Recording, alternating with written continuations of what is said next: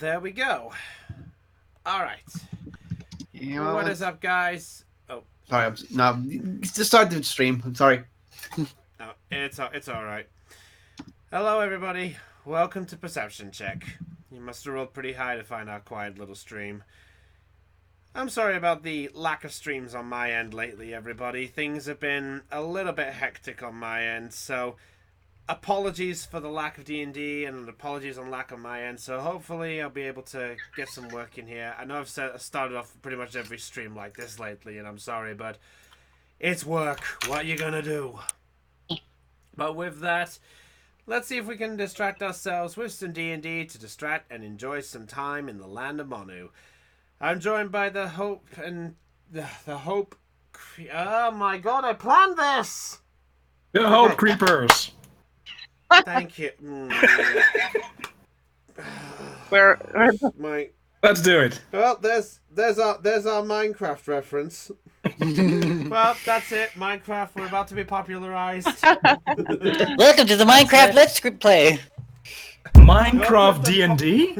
Oh my god. That would be interesting.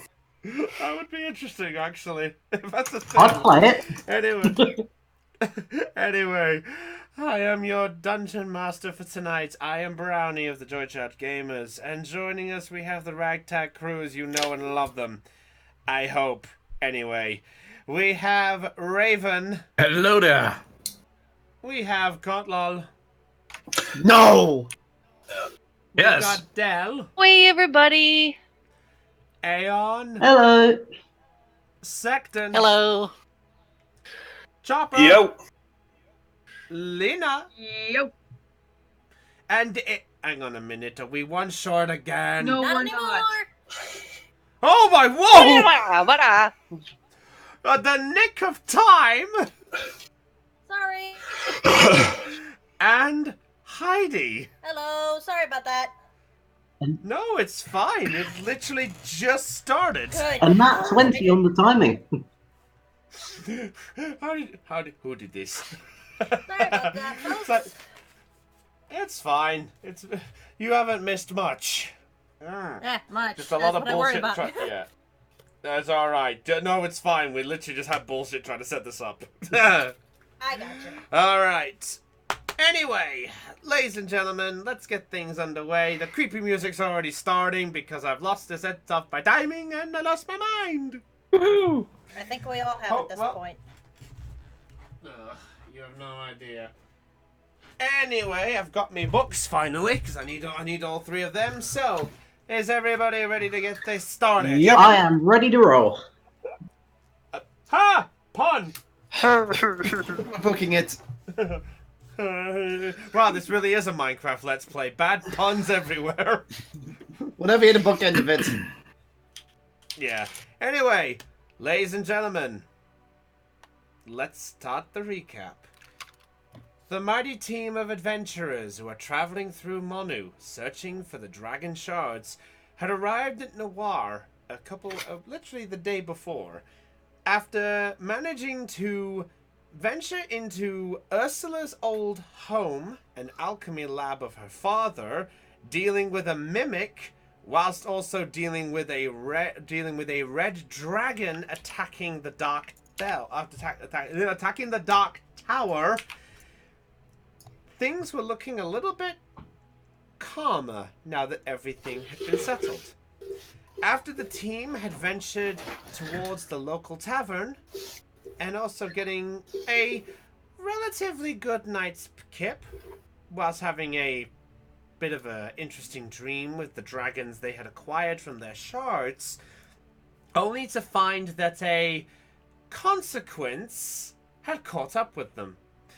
A couple of hill giants had invaded Noir, all looking for the very same tabaxi that killed their friend. After managing to make it to the center square to catch up to them, the team managed to vanquish both of them with the help of Magnus's blades and skills in an attempt to quell them and quell the chaos. Successfully doing so, the mayor of Noir had come back out to greet them after hiding away as Lisa Musing made her way to the group. So this is where we pick things up as, let's see, the last thing that I know we talked about, if I remember correctly, was to do with, if I remember correctly, I've got my notes here as well. Wow, organized DM, ladies and gentlemen. There it is. Okay, yeah. Sorry. So we got so Lisa at this point looks over all of you, looking at the state of condition that all of you are in. She sort of gives this sort of gentle smile to her, almost like a mother who was proud of their children being able to do what was asked, even though she hadn't really said so. Well, I can say that this is going to add more to the cleanup schedule. Honestly, this is just chaos after chaos. First the dragon and now the hill giants. Are you all alright? Yeah, I'm fine.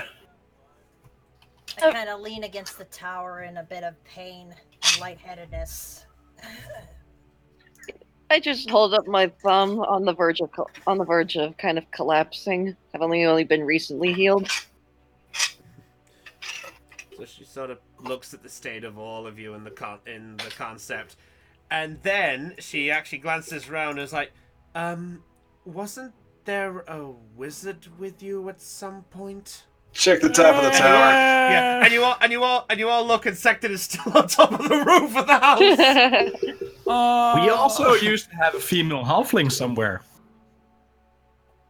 Yeah. Oh shit. Yeah, where is Trilly? Oh shit! Behind the house. She's behind the house. I forgot about that. Cowering. Yeah. At this point, Trilly, your fear's gone. I forgot about that. My fear is gone to be replaced with overwhelming shame. I was trying to figure out what the icon was right here. It's a horse over a wizard's icon. Yeah, Anastasia. Oh dear. Alright. Lisa at this point just sort of shakes her head and goes, "This is quite the interesting group, indeed. Well then, honestly, I can't thank you enough for what you have done. But, remind me, why on earth were those hill giants going crazy exactly?" Because, the shrugs? Who knows with hill giants? I shrugged too. Make a deception check. Who are you saying that to? I make a deception to Magnus, because obviously he knows. 8. Fuck. 8. Deception is She plus looks 0. Yeah. She looks at you for a moment. She sort of leans in close, almost like that woman crush when they lean in when they want to hear something. She sort of puts her face right close to you. Are you sure you don't know? I mean, we may have encountered one way back, but that was on the other side of the continent. Whereabouts was this? Exactly. I need to pull up the map of Manu. I just roll my Thank you, eyes. Moonraven, for pinning it. Maps are so useful. Yeah, they are. Yes, they are.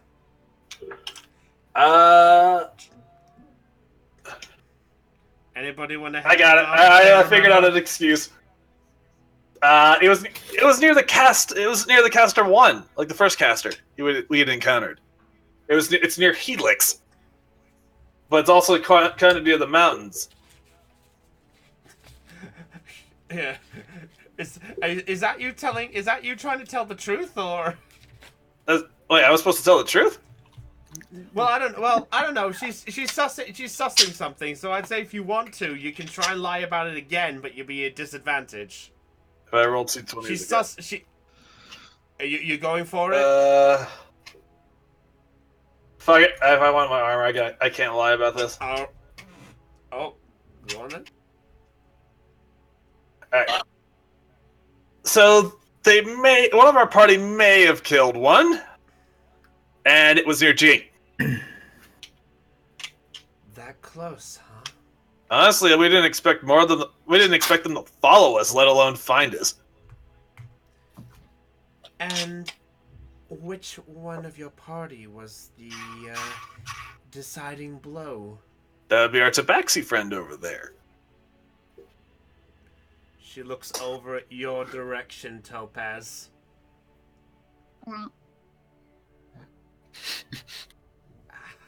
How do you react? Honestly, I don't know. Why do I feel like I believe in this? Yeah. She then slowly oh, sorry? I said, this is a bad idea. Okay, hang on a second. Oh boy. Okay. Oh god. Oh boy. Oh boy. That's good to That's good to know. Okay. I'm screwed. At this point, wait, what are you doing, Mugbeard? Oh, nothing. You rolling a stealth check? No. I think he was. I think you may be randomly rolling just to I'm get just the bad rolls Brownie up. now. Oh, fuck you. The DM will remember this. Remember how many hit points you're on. I know. Fully aware of it. All right. At this point, she sort of walks over, sort of past the near-death Zelion, who is still catching his breath from obviously being knocked out. Just still back up. She sort of looks over at you, walks by, and then stands in front of Topaz. I understand that you had a hand in these giants coming here. I'm afraid so, ma'am. May I ask how exactly?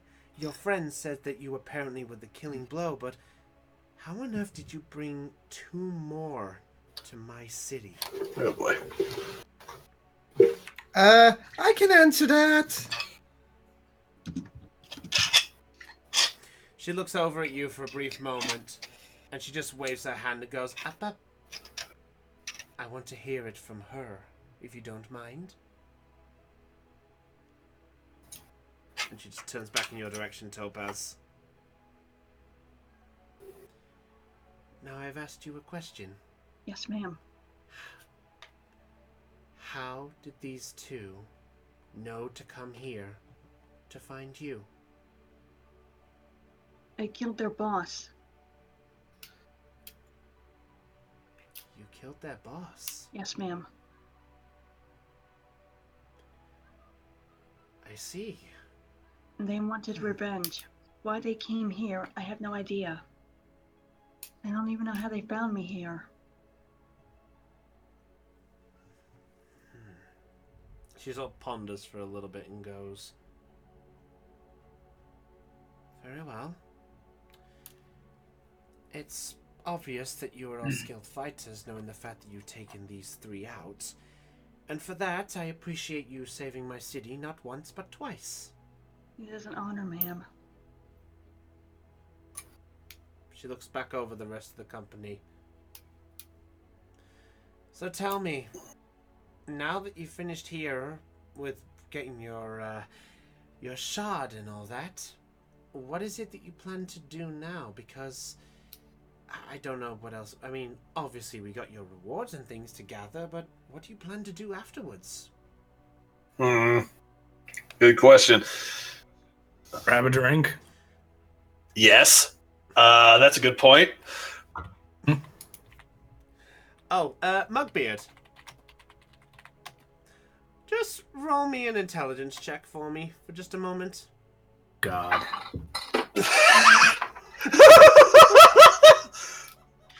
This sounds like a bad idea. Sounds like a good idea. I don't know what you're talking about. How often do I get Raven to say that? Oh! Natural one! Okay, that's fine. That's fine. Mm-hmm. That's fine. He's already drunk. Got it. Still mashed a bit in the head, you just don't know what you're really saying or thinking right now. I never do. That's my secret. Your secret? Yay. I never know what I'm doing. That's a good idea. Paladin, that's probably not fine. Okay. Okay. Lisa at this point just looks over and goes, well, as I said, it will be some time to gather the rewards that you're after. Mr. Wizard! And he looks over, and she looks over up there. Secton, was it? I think he's mortally wounded. You can get... Are you going to get down? I roll off the building. Okay, make a dexterity check. You are technically falling from atop a 10-foot house. That's it? It's a Oh, one-story house. it's been too long. Is that just my dexterity modifier? Isn't your dex stupidly high? It's only a plus. It's Yeah. only it's a +3. Okay. Oh, only a +3. I mean, Do you know what you're doing? mine's a +1. 6. So in a almost how should I describe it? In a relative mood to try and be impressive with it and say you know what you were doing, you sort of do the cartoon approach, and you sort of walk casually to the edge. And as you go for the roll, as you roll off, you realize you misjudged and you missed a hay bale that was close by, and you land flat on the floor. So he was trying to Assassin's Creed it? Essentially. And Secton takes 2 points of I was bludgeoning gonna say, damage. what's his health at anyway? It's a good question. Secton? 5. You're lucky that wasn't higher. You're lucky that wasn't higher. If that house was any higher. That's what you get for Misty stepping up a house. And at this point, Lisa just sort of looks over and goes, well then. I think he's a bit concussed. Jeff finally decides to go out of the... climb out of the gulch and head towards Secton. That reminds me, I'm also in there. You guys are on the other side of the chasm bit, I'm yes. gonna have Yeah, to go I was over here. I'm over here, but I'm over here. Alright. I'll say for the sake of there's no battle, if you guys really want to, you can effortlessly Cross it. Cross it. You can cross it by normal thing, or if you really want to show off, you can try and leap I'm it. gonna try and I'm leap it. leaping it. I'm leaping Chip it just too, climbed so- out. Hold on. Okay, there's that. Ursula, what about you? I'm not gonna risk it. I'm gonna climb. Okay. Climb back up. Is it athletics or Alright, Mug. acrobatics? I'll let you choose. You guys can choose either athletics or acrobatics. Athletics What check, goes? it's a +7. Well, I made it. Okay. Magnus, without much a problem, just leaps over the gap without much a struggle. Mugbeard, still a bit damaged, leaps up, misses it, and slams into Use the a wall. slow fall. Yeah, okay, no damage. Fair enough. Well, I'll Fair climb enough. out. Okay. What fair took enough. you so long? I had a bit of a tumble. So I heard. I heard the. No, it's more slow fall. You hit the edge. I heard your face hit the edge of the chasm. Anyhow, Do you see my face bleeding? Could be on no. Anyway, Lisa then actually walks over to you, Secton, at this point. Trip, you said you were Is walking that- over to Secton. Yeah, What once do you I'm there, I'm gonna cast Cure Wounds level 3 on Secton. Okay, roll the heal. Okay, that is. 1 moment, I'm reading the text. When a second spell slot or higher is used, the healing is increased by 1d8 for each spell slot above the first. Okay, so that's 2d8s. So, You. where do I. Wait, what was it again? 2d8 plus 3. That's my spell modifier. Where's the. Sorry, I'm being slow. 2d8 and plus. And 5 points of damage. 5 points So and plus. Secton, you No, those are my dice, and both have plus 3 All to them, right. so. Yeah, 6 8 and points. 6 and 5, so 11. Wait, no. The plus 3 only gets added to the result of the dice. Oh, right. Never mind then. Not each dice. It's So just the 8. result of the 2 So 8. dice. Yeah, 8 points. So Secton recovers 8 points. Okay. And Lisa then, with her hands tucked sort of in a sleeve, almost like a Chinese-style walk, sort of has her hands covered up from the brisk morning air, and she walks over to you, Secton. I understand that we are to get you this shop from Ursula's family, I believe. Yes. Are you all right? Yes.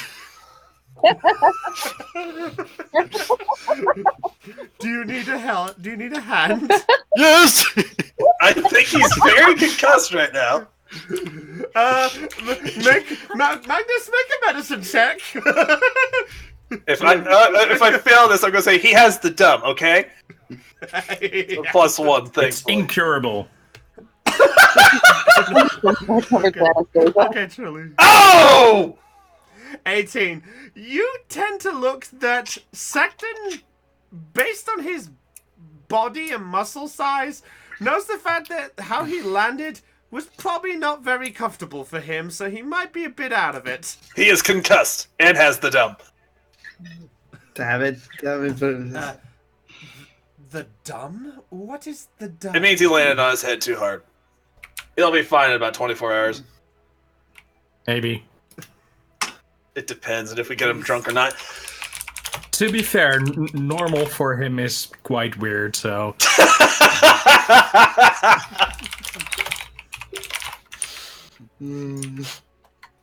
Alright. With a gentle nod, Lisa just casually goes, fair enough. Well then, I shall leave you all to your devices. Ursula. I slowly look over at Lisa. Yes, ma'am. If you would, could you show your friend the accommodation that he has acquired thanks to his deeds? Sure. I will get to that right away, ma'am. Here come. I appreciate it. As for the rest of you, we shall acquire what we can and see what we can do as a, well, for what you have asked. Now, if you don't mind, good day. And she sort of walks off. She walks off back in this direction at this point, and she basically walks off with her lackey on the side, the familiar drow that you saw. All right. With that, the time is now yours. So, what does everybody wish to do? Who would like to go first? I am gonna find the blacksmith shop. Same. I'm gonna follow Magnus and head over there to get my armor as well. Gonna get me some plate armor. Okay, fair enough then. In that case, we're going to have to move back to Noir. Can I say what I'm gonna do? At least Strip? Trip, Go on, you can mention it. I'm just gonna say it easily. Trip is just gonna stay near Secton because Secton has a concussion, and her being the cleric will, of course, provide nursing. Fair enough. I'm also going. Well, Maybe I can actually rip him off and get some more money. Oh no, wait, I won't do that. That's so not my. I'll make fun of it. Okay. I'll make. Okay. Okay. Magnus and Ursula. Which means we gotta go around there. Actually, because you got Ursula with you, I'll say you don't need to make a check. It takes you a little bit of time as Ursula. You haven't been here for quite a little bit, but you managed to make your way over to the familiar quarters of the local blacksmith, and there you see a big, muscular figure. Hello. He stands there sort of, they sort of stand there sort of flexing a little bit, just sort of getting a stretch for the morning. You then see them bend down and pull out this large hammer. And just as you guys are entering, just this loud thud rings through the whole blacksmith. Mind if I check what race he is? Sure. Make a nature check. I was gonna say perception check, but that works too. I'd say racist check. You look right. Racist check. Okay. You know what? Why is he going Well, at to this pee? point, the backs. Well, this. I just realized something. I need to mention about that new check. I'll mention that later. All right. Well, actually, at this point, the figure's got the back turned, so it's kind of hard to see at the minute.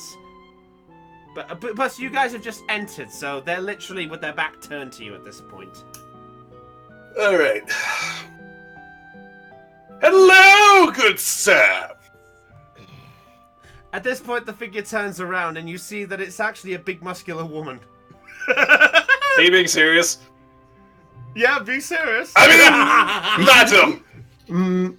You should have got a smaller. The figure looks over at you with this big frown and goes, "Say that again." Hello, good madam. Much better. I apologize. Every blacksmith I've met has been a male, so I'm sorry for assuming. I elbow Magnus in the side. It's like, will you just let me talk? And I look back and was like, no. Well, that was sexist. As a matter of fact, now that you say this, the figure actually looks over at you for a moment, Magnus. Just sort of leans in close and looks up to you from head to foot. Huh. Scrawny. Oh, I'm sorry, what? You misjudge me by my looks. I misjudge you by yours. Oh. She's I look at Ursula like, is there any other blacksmith shops around here? Or is this the best one this place can offer? You're She's looking at the blacksmith best I know one. this side of Noir. Oh, boy. And at this point, she looks over at you and goes... I look down at you, Ursula, for a brief moment. She sort of raises an eyebrow and goes... Is that you, Ursula? It's me, ma'am.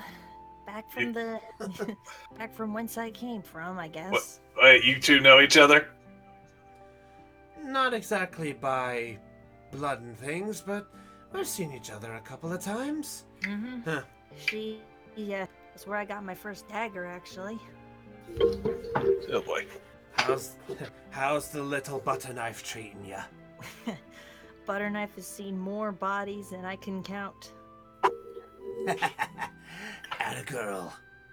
Now then, who's your big muscular doofus here then, huh? I'll take big and muscular. I glare at Magnus as I introduce him. This big, lovable bastard is Magnus, the half-orc. Pleasure to meet you. Pleasure. Name's Carol. Nice to meet you, Carol. Pleasure. And there you actually look and you see that she is built with this big muscular sort of tone to her. She's darkly toned, and that's mostly from like being like near the flames and things. You could say she's kind of sunburnt. You see like this midriff, and around where her belly button is, you can see this huge amount of muscles. And there you see that the hammer that she is wielding is pretty much the same size as her, and she is pretty much full on orcish. I think I'm in love. Well, guess what, pal? Taken. You... not taken, just, choosy. I like a It just challenge. gives you a... God. So she's kind of picky. Yeah. And Carol looks down Prefers at you for people a she likes. Yeah. She sort of leans in and goes, "To be honest, I prefer the one who can tell between a stick and melons." To be fair, your back was turned to me, so I couldn't tell. Well then, what can I do you for then? I'm here for a set of plate Hold on. armor. And Lisa Musing sends a word. That too. She sort of... At first, when you mentioned the plate armor, she looks like she's about ready to laugh. But then at this point, she sort of just goes calm and goes, "You mean the mayor?" Yep. You know that dragon? You mean all bloody guts up there? That was us. We got rid of it. Really? Yeah. Is Muscle Bound right? And looks over at you, Ursula. It's true. Huh. Well, I'll be. Looks like you're built for something after all. So tell me, I was told in advance, as she's walking behind the counter, Of course. that you were looking for plate armor at this Of point. course. Well, sad to say that plate armor isn't exactly the easiest thing to acquire. Not impossible, but not easy. I mean, you can make it, can't you? Make it? This type of thing takes a bit of craft. I've actually got some word that Lisa put in some supplies, so hopefully I'll be able to get people with the materials needed. So, I mean, I presume... I have a set of smithing tools on me.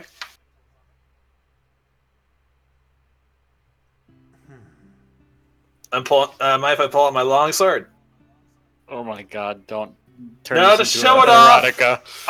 To show it off, genius. You're gonna. Giggity. Oh, I'm gonna show off my longsword. Hey, Oh, baby. oh, this why? is your long sword. Oh my Yeah, fucking I'm god! sorry. Why would I surprise your brain went there, Sected? Yeah. Can you show me Not your to melons? mention, Hmm?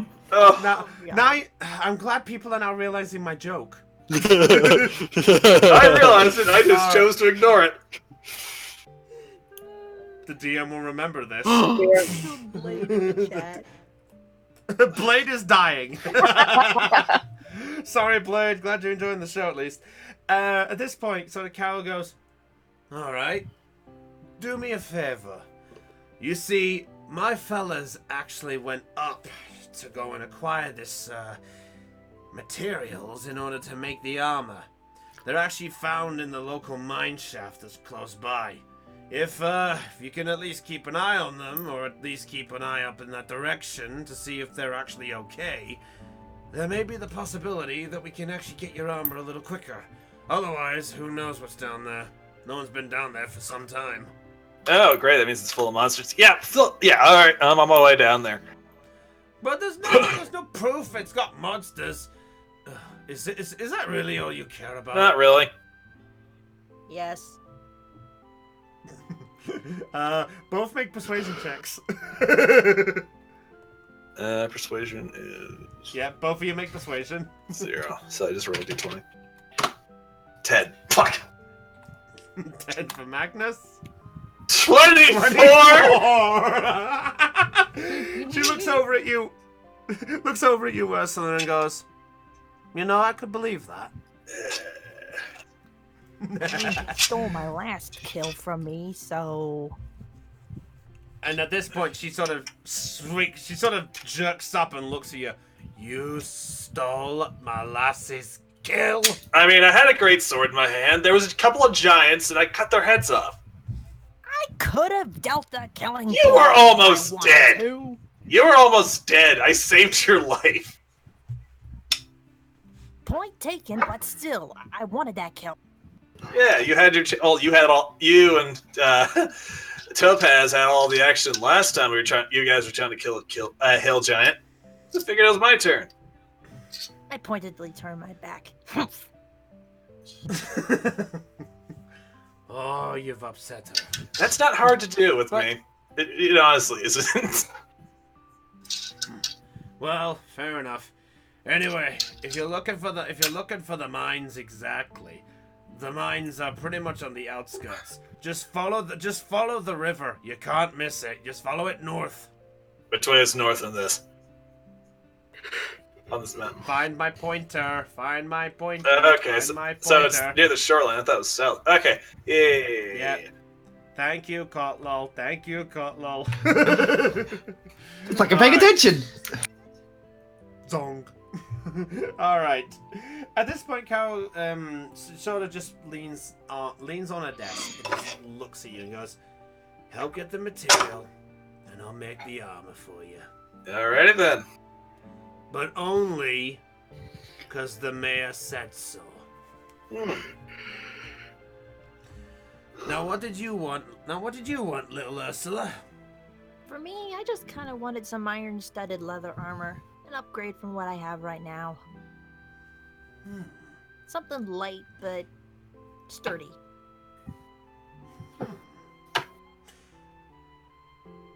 I'll have to look into seeing if I can make something. Might be a little tricky, because I found that making iron onto leather might be a little tricky, but I'll see what I can do. Do as best you can. I have complete faith in you. Well, that's awful sweet of you. And she just sort of leans over and pats your head with this giant orcish hand. At this point, she looks and goes, "Well, if that's exactly all you got for you, then I suppose I'll do the best I can. So, you, Magnus, see what you can do if you can get that material for me.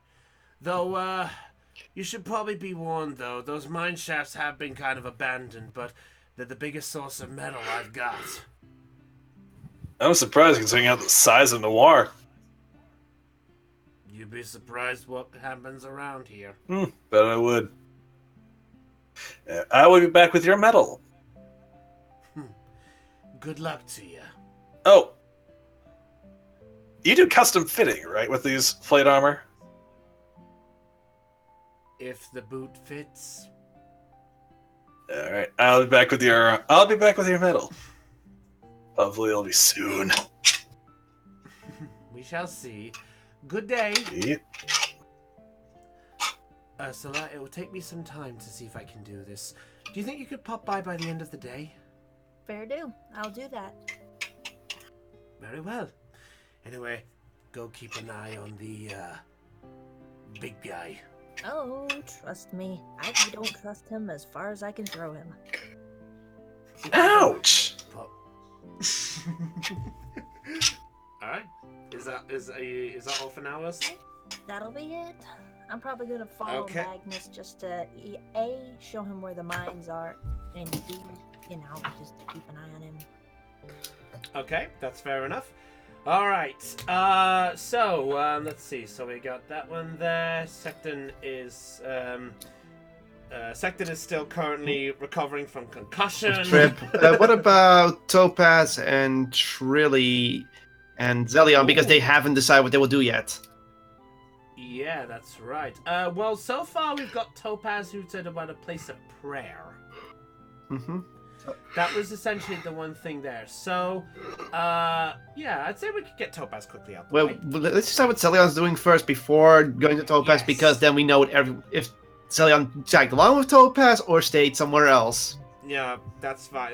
Yeah, that's fine. Yeah, because Trilly and Zelion wanted information as their original reward, but didn't think about what. Okay, sorry. Okay, so Trilly, Zelion, what are you two doing exactly? Well, I'm going to be riding on out of state, and I'm going to go find myself a potion shop. Okay, potion shop there. Trilly, what about you?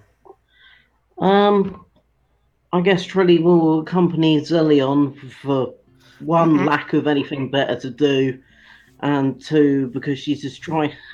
Having made an absolute show of herself during the Really? fight with the giants, she's trying to make herself as useful as possible. Charlie, don't forget Sparks. Yeah, Sparks is currently at the hotel. Or the inn, sorry. Sparks is at there at the minute. Yeah, Sparks will be Alright. back at the end, sort of resting comfortably.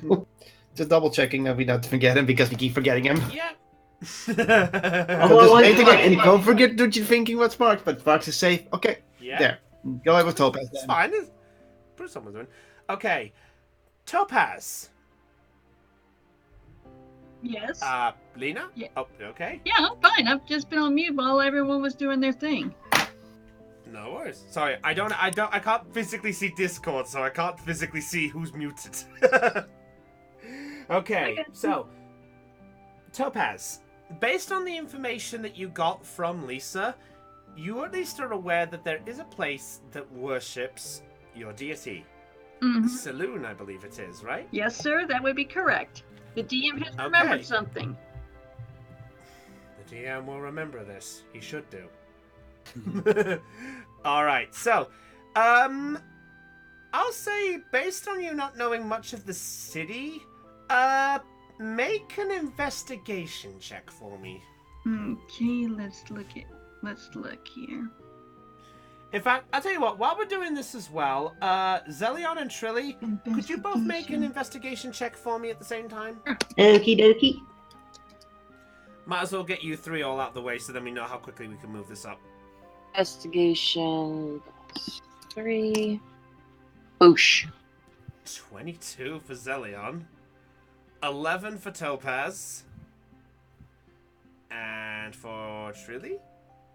Natural 20. Natural 20! Oh, I've started being useful again. Yay!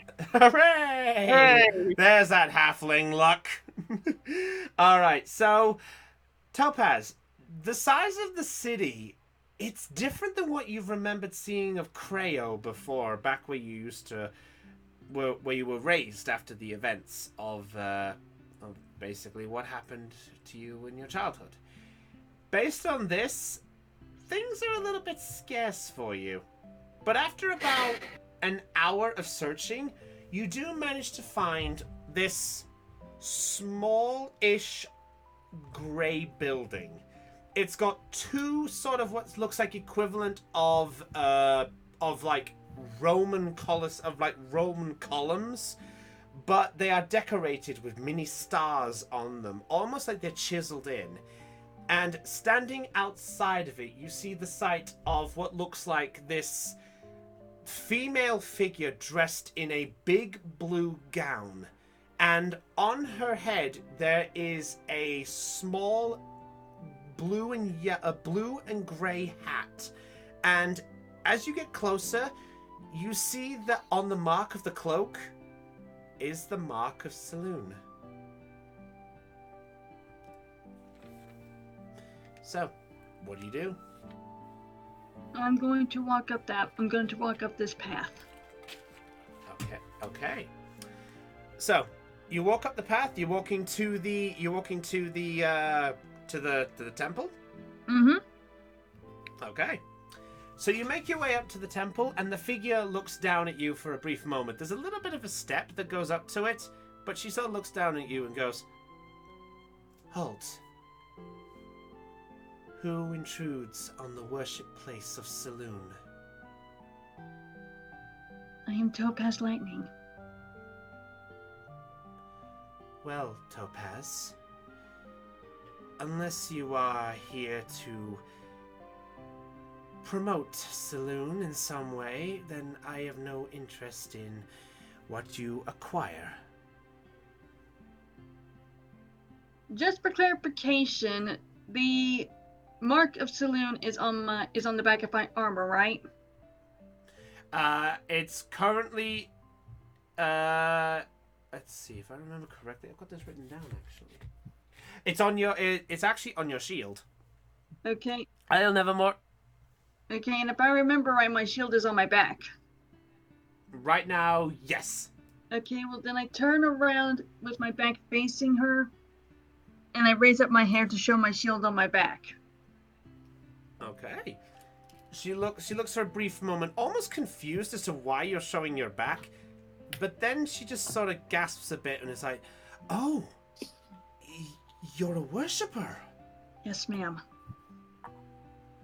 Oh, forgive me for being so misunderstanding of you, Miss Topaz. It's not been easy lately. I'm sorry. If I may ask, why? Well, Noir is not really known for its religion, but with it being a sort of port town as it was, you find that there are a lot of people coming in and out. This was the only place that the mayor would allow us a place to set up worship.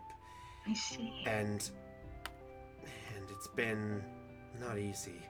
A lot of people have been cursing and vandalizing and trying to desecrate our sacred temple in any way they possibly can. Vandalizing and desecrating it? How so? Well, they put like statues and they put banners and things all over the place. In fact, the recent one was that one. And you actually look, and as she points up to the roof, on the top of the roof is the sight of a silver dragon. And she sort of looks up and basically just goes, "Noisy troublemakers decided to put Bahamut over our sacred temple next." Why would they do such a thing? People who believe that such a fate is to have one god and none. Last I checked, all gods and all deities should be living in peace and working together, just as the stars, the moon, and the sun all share the same space in the sky. I place my hand on her shoulder. Just sort of looks up at you for a moment. I'm sorry. I got a little carried away. It's all right. I can understand. And I also agree with you. You do? Yes. You are a true believer of Saloon. Thank you. My pleasure. Please, come in. And she sort of pushes her hands to the door as if to kind of offering this open invitation as it was. Do you take the invitation? Yes, I do. Okay. Yes, I do. I take the invite. So, as you go inside, you find that the temple itself actually does not have any doors. And as you enter, you see what almost looks like the equivalent of a church in some way, but instead of like a long aisle and an altar at the very end, like a standard church, you see that the benches are sort of decorated more in like a crescent sort of curve shape. And as you're walking in, you actually see that the altar is still on the front, but on the opposite side, you see that there are two fonts, as it was, in the shapes of stars. And based on your religion a bit, you actually notice that they are actually you find that the position of everything, they are actually in the shape of Saloon's symbol. God, it's beautiful. We make do with what we can. Oh, forgive me. I actually haven't introduced myself. I am Sister Vanessa. It is a pleasure to meet you, Sister Vanessa. My pleasure. So, what exactly brings you to our temple? Are you here to worship? Are you here for forgiveness? Are you here for blessings? What exactly are you here for, if you don't mind my asking?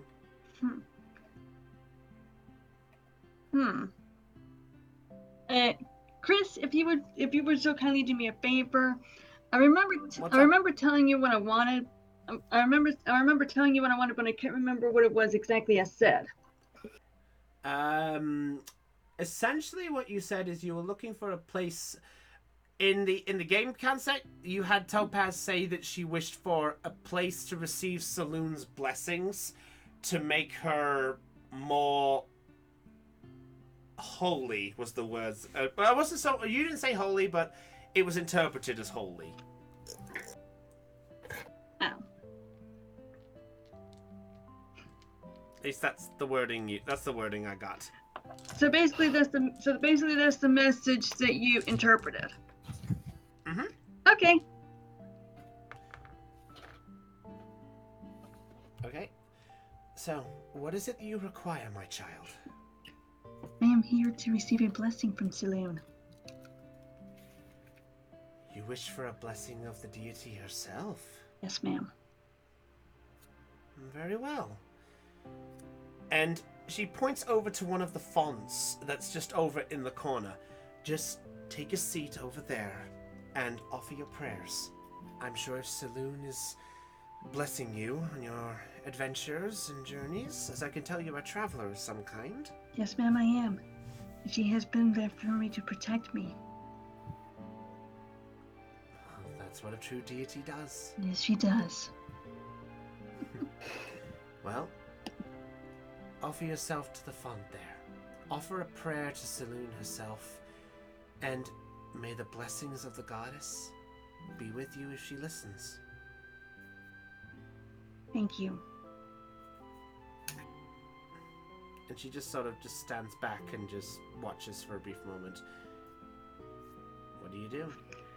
I am going to take a seat and recite a prayer.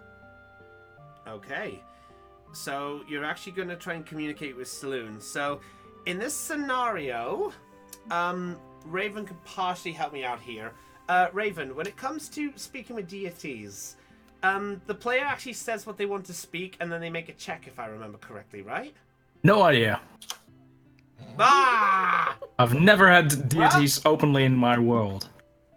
Fair enough, fair enough. Let me check the notes and books. Let's take a look. A look. Let's take a look. A book look. Oh, great. With the jokes. It's warranted. Wait, all right. Where is that from? Why do I recognize it? From Homestar Runner. It's from Strong Bad. Oh, okay. Why was I thinking Blue's Clues? Strong Bay.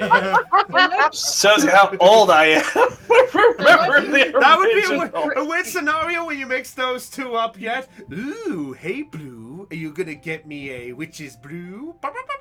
What, a clue? Where's the murder? Show me, boy! Show me, lassie! Oh, no. What have I started? I apologize. Ladies and gentlemen, the staff and the cast is going crazy. No, that's the thing. I think we did that a long time ago. We apologize for ruining your childhood. Well, I'm depending not. who watched it. Anyway. Anyway. Okay, got it here. Okay. Alright, yeah. So, deities can be spoken to in the form of a prayer. If a player is choosing to speak to their god or goddess or deity of some kind, they must choose to offer their wording to their deity of their choice, as long as they worship that deity or know of its existence. Okay. In the scenario of this end, the DM may choose to ask a check or a persuasion, or the DM could roll a percentage die in order to see whether the god or deity is listening. Okay. So basically, it's my choice what happens. Well, I gotta be honest with you, my persuasion is a 0. Ooh. Okay. So I could be screwed, but it all depends on Well- but it all depends on your choice. That is indeed. I'll see what I can do. So, you kneel down against the font, and you see this beautiful crystal clear water. And you see that it is decorated with small candles dotted around it as well. And they are flickering a gentle red flame as per usual. But as you sit down, the flames change color. They change from red to white. And they all flick in quick succession. The two closest to you first, then the two beyond that, then the two beyond that, and then the two furthest away from you. Almost like a... Yeah, I got it. I can visualize it in my mind. That's good. It means I'm working. Okay, so what are you wanting to say to Saloon? Let's see.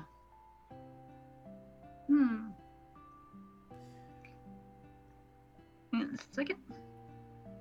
I'll tell you what, do you want some time to think? Yes, I would like some time to think. Okay, so I'll give you till we run down with everyone else, and then when we get back to you, that will be your prayer. Okay, sounds fair. All right. That sounds fair to me. Okay, so as you quietly just sort of get into position and focus on the words of your prayer, as this is going on, Zelion, Trilly, in no time flat, you seem to deduce where the potion shop is within this city, and without even Ursula pointing you, you're able to find it in quick succession, and you do manage to see a quiet little hut that is essentially on the way to the inn where you guys are staying at. Cool. It's literally about here, actually. I'm actually picking a spot, that's all. Anyway, so at this point, as you two make your way whilst on Anastasia, in fact, are you both riding Anastasia? Well, I'm riding Anastasia. I don't know about Trilly. Well, Trilly's small enough, I figured I'd ask. Okay. Trilly, what do you want to do? Trilly will be sort of keeping pace alongside. Okay. Okay.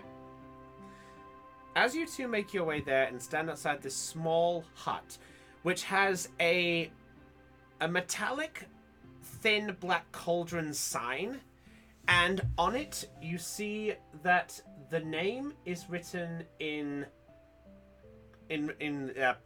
common, and it is actually called Potion Breakers. Potion Breakers. Yes. Oh. Okay. I carefully climb off of Anastasia, give her a pat, and then just kind of walk up to the door. Trilly, do you follow suit? Trilly's going to quietly follow behind as well. She hasn't really said anything since she rejoined the group. Okay. Okay. So at this point, as you both enter, you are greeted with this strong smell of lavender. And there you see, currently standing in the middle of this room, with a few cloaked figures scattered around it, you see somebody stirring a pot, almost similar to like a witch in a way. And you see that the figure is bloody hell, what's my thing? Ah, here we go. Is what looks like a tall figure, but as you sort of make your way to the area around it, you actually see that it is a halfling standing on a small stool. And she's sort of stirring away at this cauldron. And as this is going on, you see that she's actually talking to the students in common. And you just hear, and as you approach, you hear this. Just remember that when you add the lavender to the mix, you got to be careful how much you use. Too much, and your spell will make you smell like flowers for probably quite some time. Not very good when you're trying to hide. But put too little, and, well, you're better off taking cough syrup. And you see the students just writing this down at this point. And as you both make your way there, the figure looks up and goes, "Oh, I wasn't expecting customers anytime soon." I tip my hat to who I suppose is the owner. There. She sort of just casually just sort of goes, students, we're going to take a break. Just step outside, go get some air, and we'll be back in about, say, in a bit of a tail. I'll ring the bell when we're all ready to come back. And yeah, at this point, you watch the students as they walk by. There's a mixture of like different sort of races together. There's a mixture of like human. There's another halfling in the mix. There are 2 drows. You see a cloaked figure brush by you as well. And as he approaches by you, you just sort of hear this, and he just walks by you as well.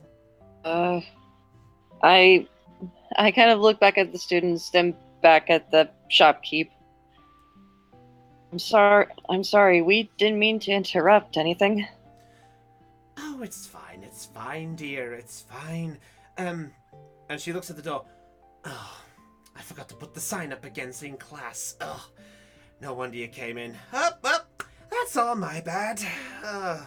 And she sort of climbs off this stool, and as she's getting down, she sort of almost stumbles off it a little bit, and she sort of pats herself down. You see that she's also covered in what looks like flower petals, so it looks like she's just recently got off of just making this. And she sort of walks over, and Trilly, for the first time, it looks like you're actually looking eye level you're looking eye to eye at somebody of your own level, and it feels quite nice. After the giants, very. At this point, the figure walks up and goes, "Welcome to Potion Breakers, the class school and potion bringers of the land of Noir.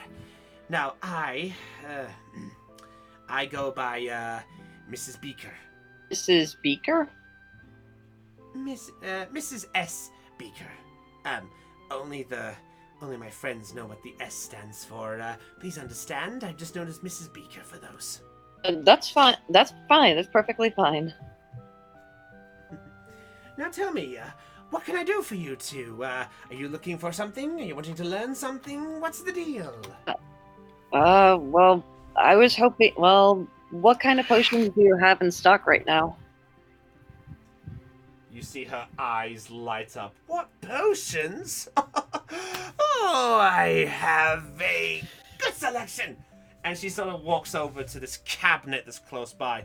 Well, it depends what you're looking for. I've got potions that can help you with aging. I've got potions that can help you with hair loss. I can help you with potions that can make you smell nice. I've got tons of potions all galore. Remember, I'm a class. I have to know these things.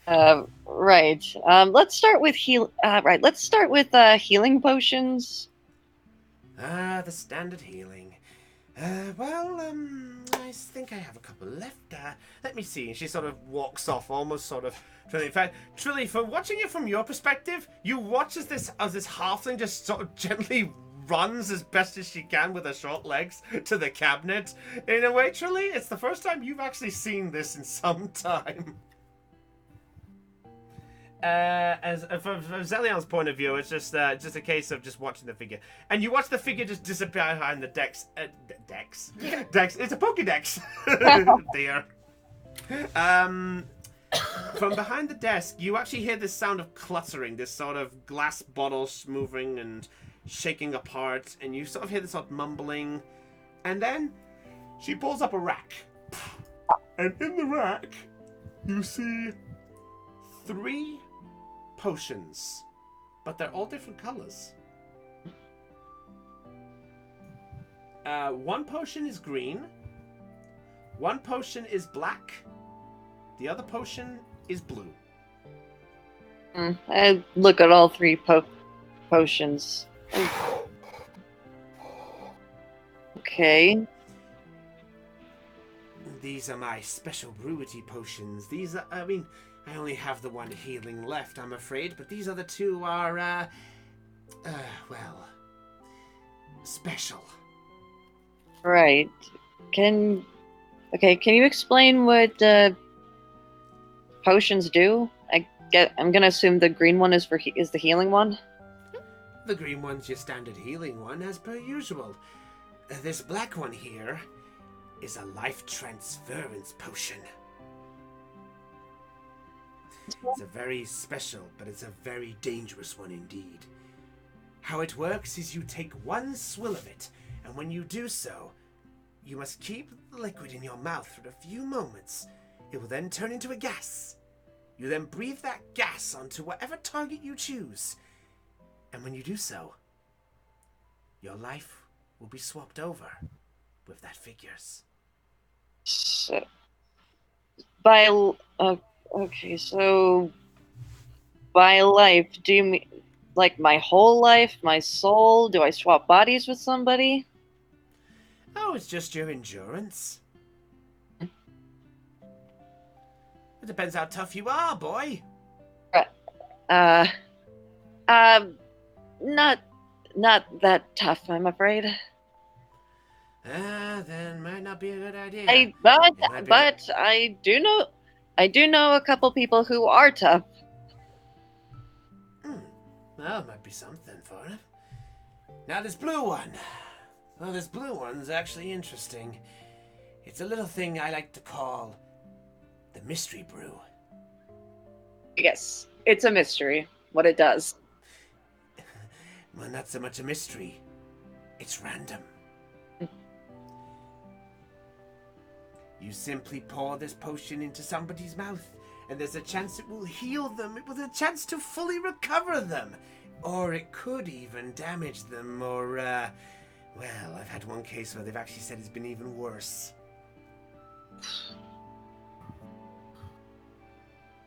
High risk, high reward as it is, but, these are my, healing ones of some kind, if you call it. So, standard healing potion, life transference, and complete mystery. Actually, Trilly, Zelion, could you both make an Arcana check for me, please? Sure. I wonder if anybody's clicked yet. Natural one for Zelion! Oh dear. 18 for Arcana for Trilly. Okay. Trilly. As you look over the bottles, by the way, something about them actually seems familiar. Very familiar. But you can't quite pick where from.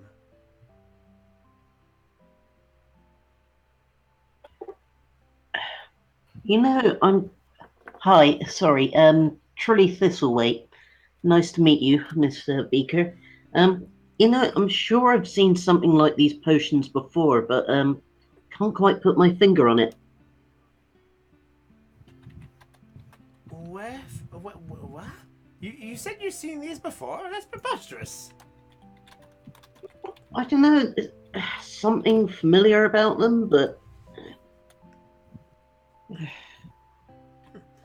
Well, I mean, I get the ingredients from out of town and things like that. So it is possible that you may have seen something like this once or twice before. How much would each of those potions cost? Well, this little boy here, the normal healing potion, this is a standard greater healing potion. Give me 1 minute. I need to properly look up how much this is. I had this in my mind. Brownie had this planned, but now he has missed his place. Brownie needs to work on his placement of where he puts his bookmarks. Hush you! Here we go.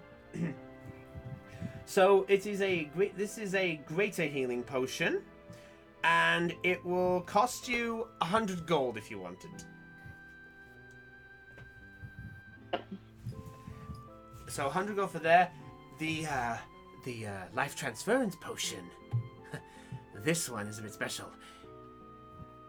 This one's 120 gold. You're essentially saving a life if you get lucky enough, but you never know. And then there's this, and then the mystery one. Well, make me an offer.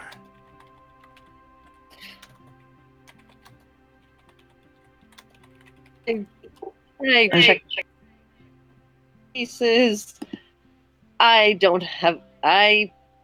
not have enough for any of these potions. Each 100, you say? Well, the mystery one, you make me an offer, and we'll see what happens.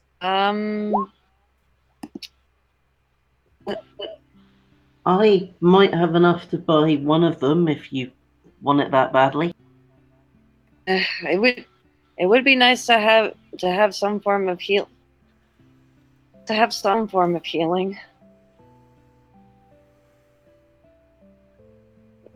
I mean, I've also got 2 regular potions on me as well.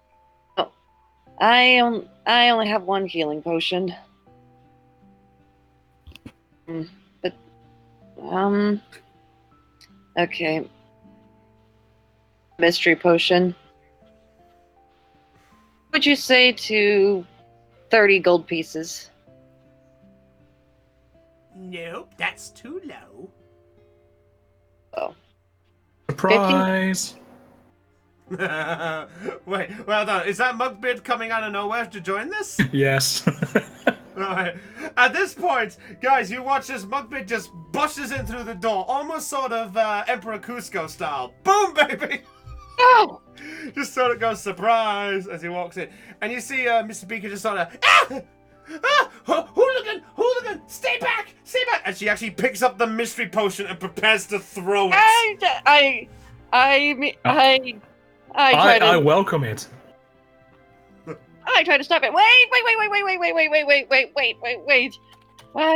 He's with us, sorry. You're what? Sorry. Sorry. He doesn't know common courtesy. I glare over at Mugbeard. Surprise? At this point, the keeper just lowers the potion and goes, alright, as long as he's not causing trouble, but the next time it happens, we'll find out what happens when I throw something else. Oh.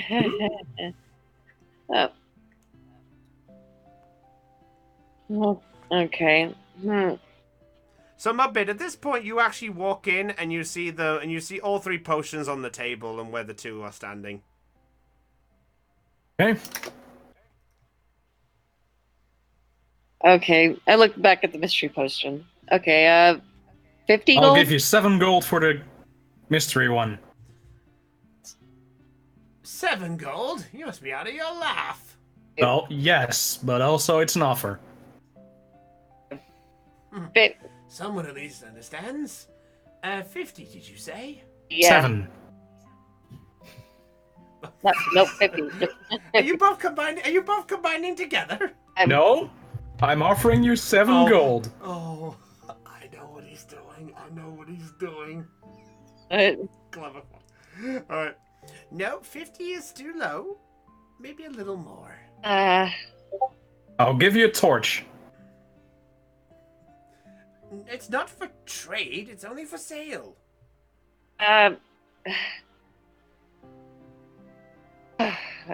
Sorry. I'm sorry. I don't think you're what amount you're expecting, but I probably don't have enough to spend on it. Well, that's a shame, dear. I'm sorry, but I do have to make a business too, you know. Oh no, I understand. Do you?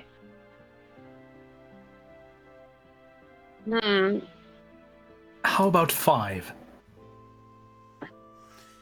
You do understand bargaining works by mowing a little higher just to make it reasonable, right? Depends on which side you're on. But yeah, I do understand the concept.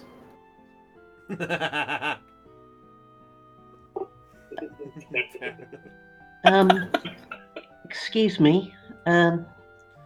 Would you consider taking 75 for it? Make a persuasion check.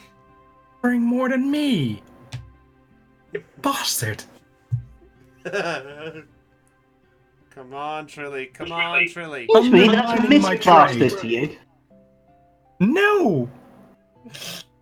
Oh, Natural one. halfling luck! I invoke halfling luck! Fuck! That means he has to re-roll the natural 1 and keep what he gets. Damn it! 15! 15. I love my race. I forgot about that fucking ability too. I didn't. Hey, Fallout. You buried it. Okay, she looks over you for a brief moment.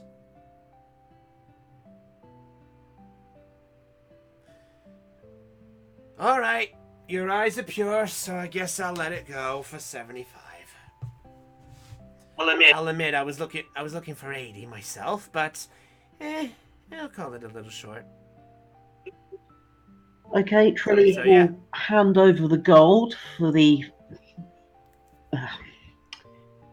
blue vial, and then hand the blue vial to. Okay, which potion do I obtain? The mystery potion? So you attain the mystery potion. So put in your item notes you have acquired mystery potion, and I will give you the details. In fact, I can tell you what that does exactly, because I have it written here, and I've worked on this one for quite a little bit. But is this a mystery?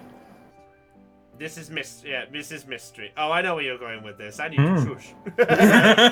Well, All right. In that case, I'll give you the description that I can do. So, the mysterious blue liquid that sits itself inside this vial bubbles with a mixture of ferocity and calmness.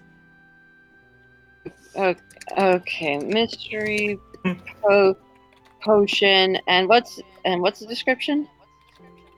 So the potion is the blue liquid that resides in this vial.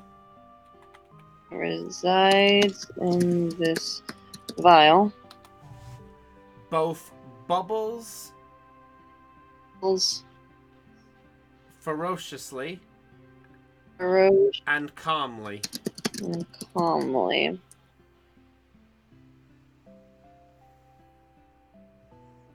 That's all you're getting from me for now. All right. Might go boom. All right. Pleasure doing business with you, little dear. No problem. Thank you. Thank you. I put the potion in my bag.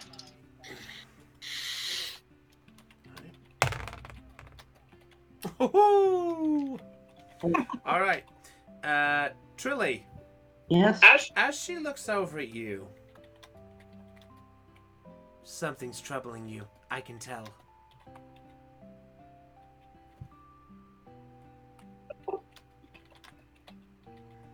Am I wrong?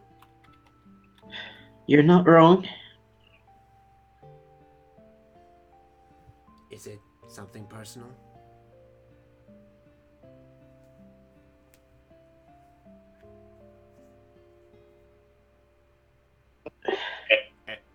Kinda, yeah. Don't worry, I won't push, but know that from one halfling to another, know that you got a shoulder here if you ever need it, dear.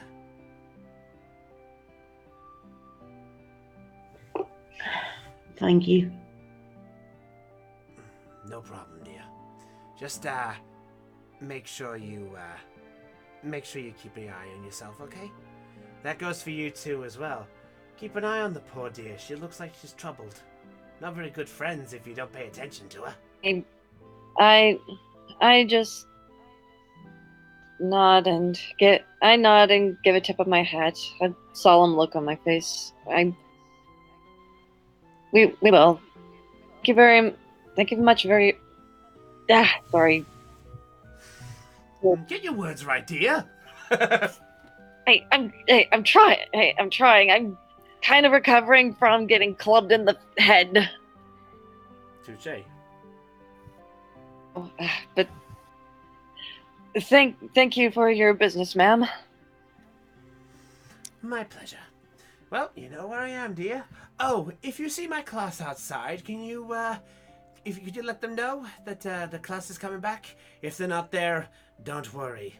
I'll let them be known. Right. Quick question. Quick question though.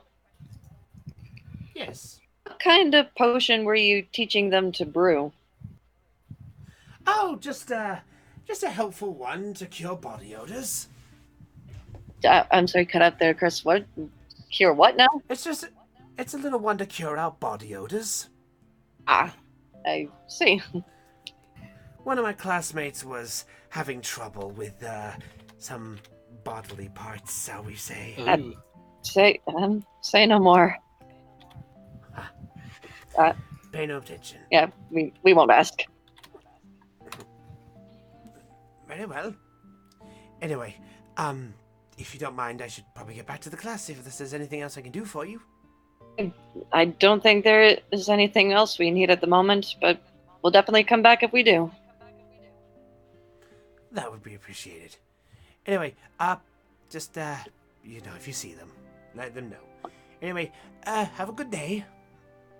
You too, ma'am. Out Alright. and walk out. Okay. Mugbeard, do you follow suit? Yep. Alright. What about you, Trilly? I'll catch up in a minute. Oh. Okay. So what's up, Trilly, then? Miss Speaker, you're right. Yeah, I am a little bit troubled. Well, essentially, we just had to fend off a giant attack in the city, and all I could do was just stand there, frozen in fear. I mean, the last time we ran into giants, I nearly died. Oh, no. I just felt so useless.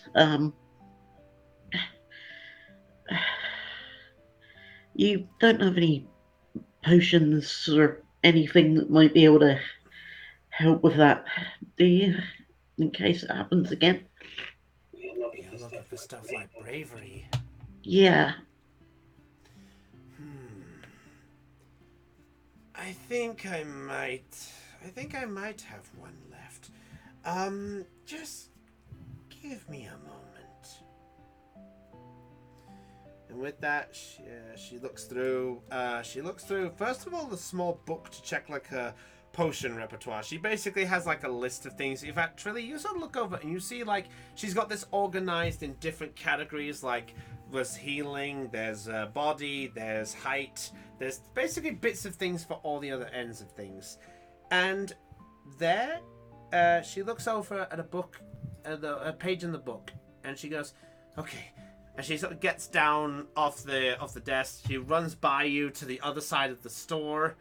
And with that, she sort of climbs up a small ladder that she has. And there, she grabs a bottle and shows you this vial of what looks like orange liquid. Well, it's not the best in the world, but perhaps this might be able to do you some good. This is a potion of heroism. How much would that cost? Normally, I'd be looking for about 50 for the thing. But I think I'll let it go for about 35 if you're willing to part with it. Yes, please.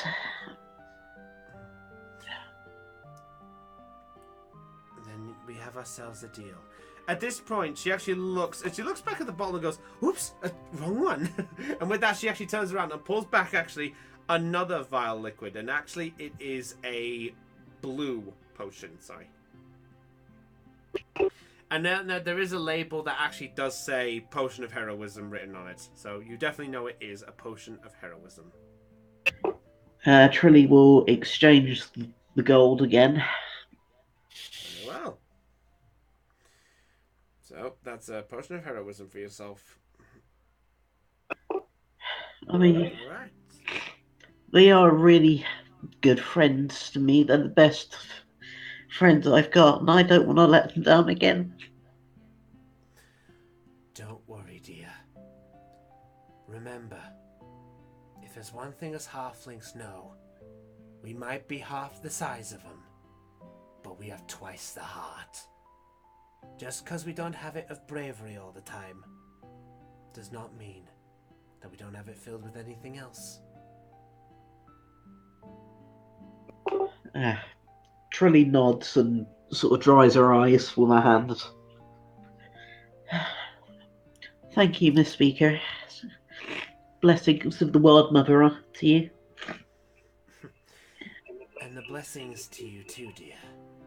Now then, I should probably let you get back to your friends. Yeah, I'll send your students back in. Thank you. No worries. Take care, dear, okay? You too. Bye. Bye. And I'm guessing you just follow up? Trilly will go and rejoin the group. Yeah. Alright. So I'll say for the sake of levity, I'll say the students are waiting right outside at this point. I'll say because of how long things have been and by the time Trilly's been in there, I'll say that Zelion and Mugbeard have found them and brought them back inside. I will say though, Zelion, Mugbeard, is there anything else you want to do, by the way? No, I'm just going to point and laugh at Secton again, so I'm going to join them. Fair enough. Oh, that's gonna be fun. Wait. I'm just waiting on Trilly. Okay. After about 2 minutes, Trilly comes out. Hey Trilly. Hey,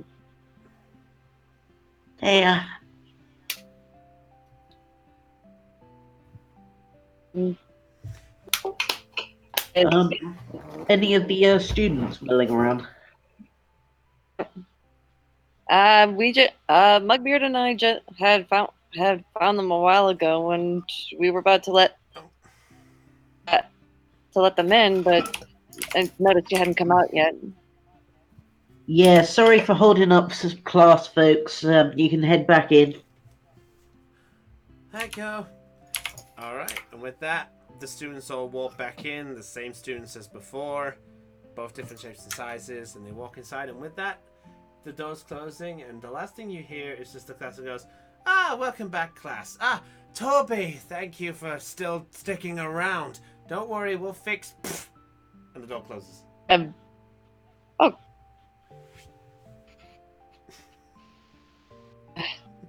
So, I look over Trilly. Thanks for that potion earlier. I'm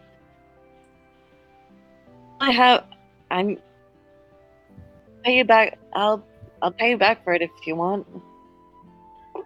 Don't worry about it. What are friends for? Am I right? Of course. I'm about to get on Anastasia, but then I kind of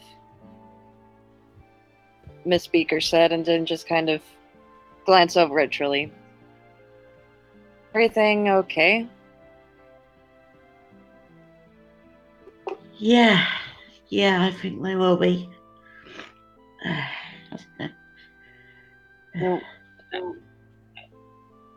Want to talk about it?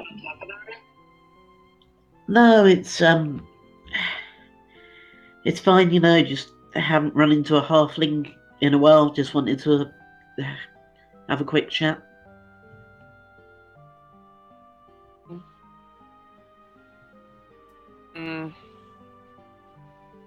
Can I make an insight check on her? Sure. I'll tell you what.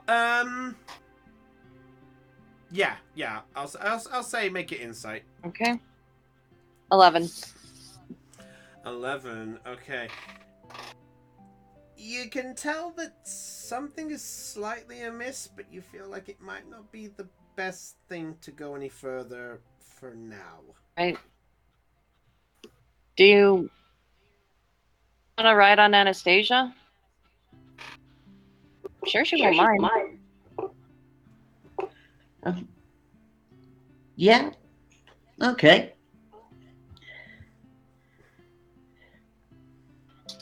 I tell Anastasia and Elvish, Trilly's gonna ride on you. Is that okay? can't fucking do a horse. It just nods. I don't do a horse. Nay. Yeah, thank you. All right. Anastasia, you got deep. All right. I smile, and then I help Trilly onto Anastasia's back before climbing on myself. Okay. So what do you guys do? Are you rushing back to the group? What are you guys doing now? Right. So, Derek, do you need to pick up other stuff, or do you want to just head back to the group right now? I'm fine. There's not really anything I particularly need, so I'm good. I was hoping for a few healing potions, but I think it might be best to stick with healing magic for now. For now, let's just head back to the group. All right. Fair enough. Okay. So before we get to Lena with the prayer, Secton, Trip, you two have been waiting very patiently. What are you two doing? Sorry, you got cut off. So you two have been waiting patiently, Secton and Trip. What are you two doing? Well, first I have to know what Secton's doing. I'll probably try to go to the little shop and just kind of explore. Okay. So, Secton, after a bit of time, you recover from your slight stumble, and you instinctively just go straight to where the place is. You actually do remember where it is because you did vaguely visit there briefly. Trip, on the other hand, Trip, are you staying put? Are you following? No, what are you doing? she's going to stick to Secton because concussions are not something that go like that away. Okay. In that case, Trip, make a stealth check. Okay. Oh wait, actually no, sorry. Well, Secton, do you want Trip to follow you or not? I'm not even paying attention. I'm just going. Okay, fair enough. Then Trip, you're fine. Yeah, that is like I don't stealth thing. Sorry, I was trying to think how to make it work on this. I was thinking, should he check at this? No, that's fine. All right. So, Trip, following from behind, you watch as Secton slightly stumbles his way to the location of the very familiar place, the Artisan's Arsenal. Which to you, Trip, the first time you're seeing, but Secton, you see the site of the familiar worn down building, partial burn marks scattered around it, the doors blown open on both sides of the store and the homing area, and it's just the same site as you see it. So you said you're going to look inside it, yeah? Yep. Okay. Trip, do you follow? Yep. Okay. Clearly he's going to need it. Alright, so you both head inside, and since Secton is doing this, Secton, at this point, as you sort of begin to roam around, Trip, make a dexterity check for me, please. Oh, for fuck's sake. This was your idea! 13. This bitch is tripping. Hey! So at this point, Trip, you sort of almost catch your foot against a small bit of book, a small bit of some books and things, and you almost stumble forward, but you manage to catch yourself. But in the process, you do make a tiny bit of noise, and Secton, you do realize now that Trip is right behind you. Chris, you are evil. You are very evil. How did you not notice me? I've been near you the whole time. I'm just distracted, I guess. You really need to be careful. That concussion was pretty ugly. It's fine. I just continue into the building. Trip sighs and follows inside. Okay. So, Sexton, you said you were going inside. Are you just looking at the place? Are you looking for something? What exactly? I'm just kind of looking around, see if there's anything interesting. Make an investigation check for me, then, please. Okay. Sexton's got to do something. You can also do something. Oh, hang on, my. No, the Roll20 chat got put into its own window. Oh, I hate that. Okay.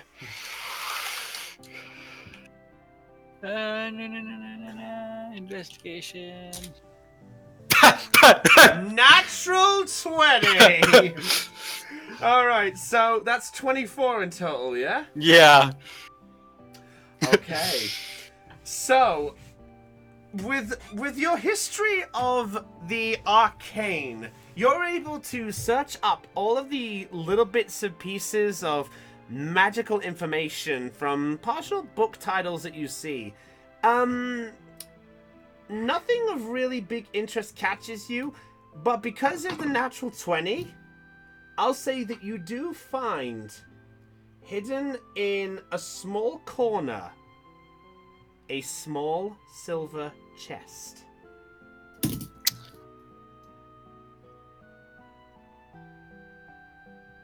What? There's a small silver chest. Yes. What do you do? No, I had to. It's been a while. I fought the mimic, right? Like, I know that there was a mimic in here.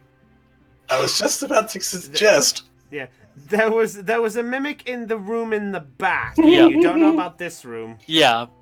I got a better idea. You see something, Sexton?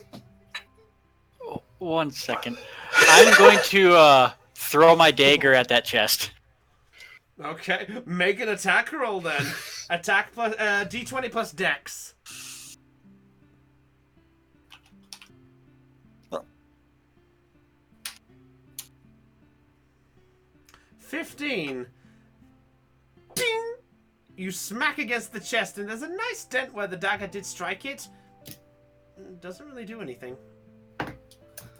I'll walk over and open it, or attempt to open it. Trip first stops. It's like, wait. I can't, why not one of us use detect magic on it just in case it's a magic trap? Okay. I'll Should cast I, or detect. Oh. I can do it. I'm fine. I will cast detect magic. Okay. So, you channel, after a couple of minutes, you channel your essence. Boom! There is something magical coming from inside the chest. But the chest itself has no magic, right? You just know it's from that area. Okay.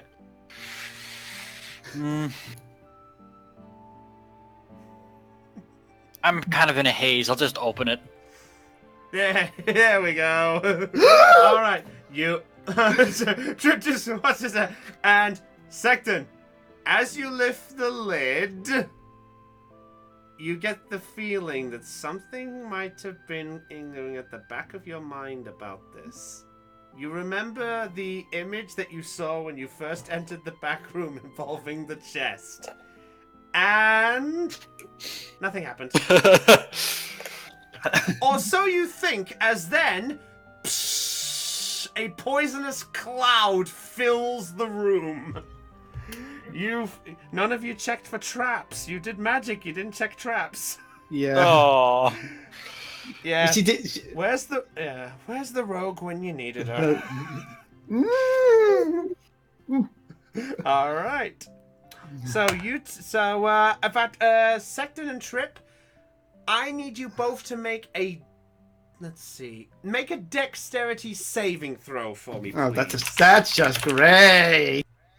Woo! That's 17 not bad. and 15. You both succeeded. Fuck you. I wanted my fun. All right, so you guys take. Okay. You guys would have taken 12 points of poison damage, but it's reduced by half. That would have almost knocked him out again. That would have knocked him out again if the heal didn't come through. Oh no, just for the record, I had this chest waiting in the wings the whole time because I knew Heidi was going to go to a house. Okay. What? I had to plan for the class! It's fine. Somebody gonna... Oh yeah, so this cloud, you both manage to cover your mouths just as the cloud begins to form, and then it does blow out of the open doors just briefly. It takes about nearly a minute for it to blow out, but then the smoke clears, and it's perfectly okay. Jim gives a look at Sector that says saying yeah, you're fine, right? Like, it looks like condescending look. Unperturbed, I pick up my dagger that I had thrown and then peer into the chest. Okay. As you look inside, you find 2 items. The first is a pouch, which, if you want to spend some time, I can tell you how much is in it. Is it just gold, or what? Or do you pick it up? Yes, I'll pick it up. Okay, you pick it up. There is what sounds like coin inside. Okay, I'll take a look and see what's in there. Okay, do you spend the time to count it, or do you just briefly look?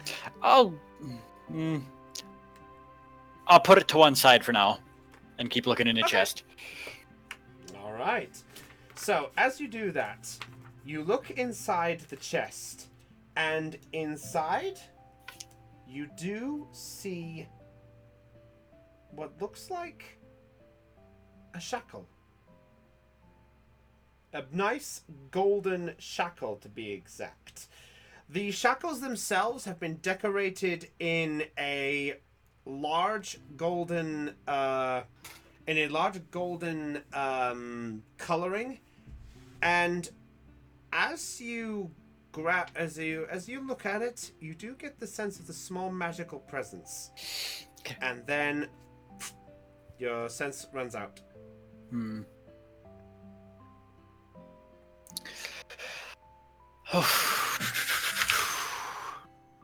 Could I do an Arcana check on it? You may. Triple help. Okay, so Sexton, you can roll with advantage, or both can roll separately. I'll do with advantage. All right, go for it. That's why I did it. He's better Arcana than me. Oh, 25. Oh my god, 25 and 22. Well. I was really hoping this would keep a surprise for now. Oh well. All right, so Sexton, as you look over the shackles, you recognize the pattern as this is actually a wondrous item you have heard about once in your life before. These are dimensional shackles. What? It's good, isn't it? It's good. I was like, I guess. Well, because you got higher than the 20, I can read what they do if you would like me to. Okay, what do they do? All right, everyone listen up because this is actually gonna break things. And I really wish... Well, I don't care, I had to give you something for your efforts. You can use an action to place these shackles on an incapacitated creature. The shackles adjust to fit any creature between small to large size. In addition, they serve as mundane manacles. The shackles prevent a creature bound by them to use any method of extra-dimensional movement, including teleportation or traveling to a different plane of existence. They do not prevent the creature from passing through interdimensional portals. In other words, like the door that Diction would have used, or basically think like if someone made an ender portal in real life. Oh! And you're gonna love this bit. You and any creature you designate when you use the shackles can use an action to remove the shackles. However, once every 30 days, the creature that is bound by these shackles can make a strength athletics check to try and break out of it. If they succeed, the shackles are destroyed permanently. Ooh. And I fucking hate this number, but I'm not gonna read it. Number 9. Okay, it's a DC 30 strength. None of us can literally break that yet. Yeah, you need to roll a 30 or higher to break the shackles for good if you use them. So no matter who they get put on, even if I decide I would like to take them off, they have to be broken? Yep, they are bound unless... Well, actually, let me read that properly again. I need to properly read that again. Just read it properly again. I'm glad people like my shackles. Okay, Alright, okay, I see. So... Okay, yeah, so they can use an action to break it. If you use it, then they automatically unbreak. However, if a creature does it, they have to, they can use an action and they can try to lockpick it in a way, but they can try to fully break them once every 30 days to try and break them for good. So they can lockpick it and it's still intact, but it's just not in use anymore for a bit. You can break it, but you have to give up your action to do so, or the creature you give this to has to make the DC check and obviously breaks it. Okay, so I just want to be doubly sure. I can freely choose to lock them and unlock them without breaking it? Not in the same turn, but yes. Okay. I am going to put the shackles on. Fuck it. Wait. Oh, wait, are you actually putting them on yourself now? Like, if I put them on, can I get them off of me? I guess so, but, you're gonna, but the problem is, if you're doing this, you're gonna bound yourself, which means someone else has to do it. Which means they have to make the lockpick check. Then I'll wait. Wait, why are you don't want Trip to do that. Don't have Trip do that. I swear to God, if we wake up and find you shackled to something with your own free will. Again. It was a very good night between Secton and Trilly. Oh my God, no. I beg your pardon. I bet you didn't even think of that, did you, Secton? You They do, were you are right. now, obviously. What have I done? Horrible, horrible things. I swear to God, Secton. Hey, it's not your fault. Secton. And then Secton had an awful idea. An awful idea. I need to learn a sleeping spell. Just for the record, All right. anyone shipping Trillion Secton, stop it! Anyhow. Shame on you. Anyway. If I wake up and I'm cuffed to my bedpost, I am going to stab you in the throat. Anyway. Thank you. Darn, good laugh there. Alright. Anyway, so Secton, you found the shackles and you basically take them. But you also do find there is a note that is attached to the bottom of on the bottom of one of the shackles. There is a note there too. I will read it out loud. Okay. So Trip, you actually watch as Secton turns around and there's the shackles in his hands and then the piece of paper sticking out of it. Trip decides to just already knows enough, so it's like she's just already looking around for something, for a book that she might find useful. Okay. Secton, the note you have reads this. Deliver to Quill as fast as possible. These shackles will tame the dragons should the need arise. I have done my best to acquire them. Keep your part of the bargain. Has Secton heard of Quill before? Make a history check. Isn't he the Red Dragonborn? No, that's Skull. Well, wait, what's his black pen name? Oh my god! Are you fucking kidding me? Natural 20! Alright. Yeah, I was hoping you didn't remember it, yeah. So, you do remember that back in Helix, when you were all going out together, you did hear the name Quill come up before. Okay.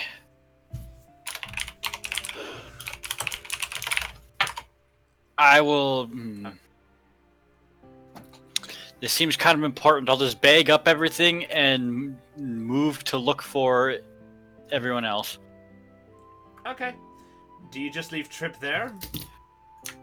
Yes. Oh my god, they're doing it again! I'm too distracted. Actually, Sector, make a stealth check. Just to see if you get out before you're noticed. Okay. And to point out, this roll 20 is naturally fair, as there have been some natural ones. There we go! 9! So, Sector, as you're doing it, as you end up stepping on a squeaky floorboard that just... And Trip, you do hear this. And you turn around and you see Sector in the doorway. Wait, he's in the doorway? I was thinking, like, he's just in the doorway. Maybe she only heard it and decided to look for him, but she wasn't behind the bookcase, so... yeah, because position what matters. Yeah, there's a few bookcases that are scattered around, but since Sector said he was on his way to go meet up with the others, it's basically the one place you can spot him. So she looks at it like, where are you going? To find people? Chip just rubbed her down and was like, do you even know where everyone is? I don't know where I am. She sighs and gives up her hunt for the books and walks over to him. I'll accompany you, but you should be a bit more careful. Yes. The Sector's catchphrase. Yes. Yes.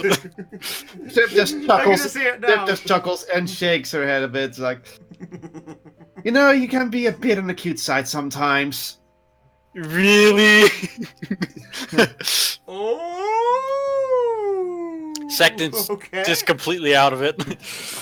The bonk to the head helped his magical abilities and his perception, but did not help his cognitive abilities. Fair enoch, we'll go with that. He only said that because he's adorable when he's dumb. So you might think like, cute. I'm cute to a girl, like, but she's more like a pet at that point because how big she is. Just for context clues. Fair enough. All right. Topaz, back to you. Yes? Thank you for waiting patiently, Lena. No problem. All right, so have you thought... So you've had quite a bit of time. Have you thought of your prayer? Yes, I have. Okay. All right, so as you have knelt down, you put your claws together, and as you brace yourself to make the prayer, you look into the water. What do you say?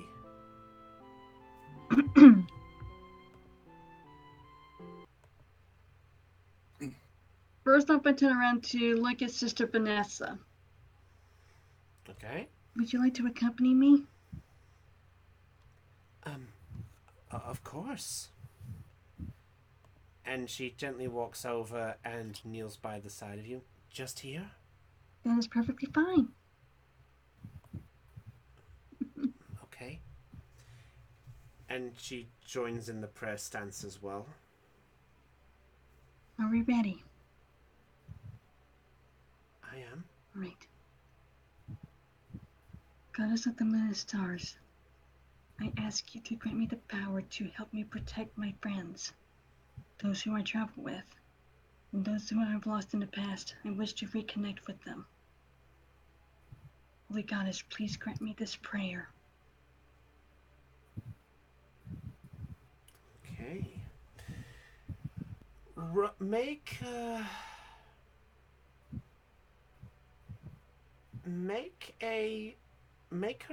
let's see. Make a religion check for me. Religion, okay, that's a plus 2. Yeah, I'll make it religion for this one. Okay, religion is plus 2. Please let this work.